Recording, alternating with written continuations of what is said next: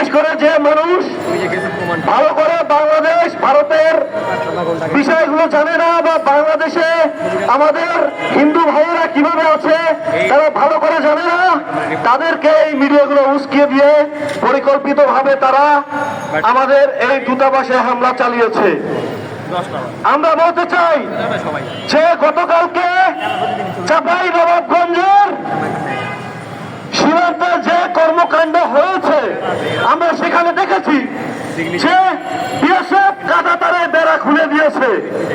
BSF এর নিয়ম হলো কাঁটাতারে বেড়া খুলে দেওয়ার সকাল এবং সন্ধ্যায় নিয়ম, কিন্তু কেন তারা দুপুরের বেলা যখনই এরকম একটি উত্তপ্ত পরিস্থিতি তৈরি হলো তখনই কেন তারা এই কাঁটাতারে বেড়া খুলে দিল?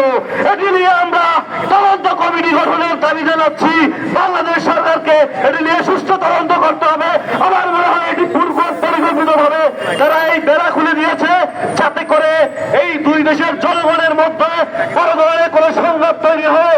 এই সংঘাতকে কেন্দ্র করে তারা লাদাখের মতো পাকিস্তান সীমান্তের মতো কোন কর্মকাণ্ড বাংলাদেশে তারা পরিচালিত করতে চায়।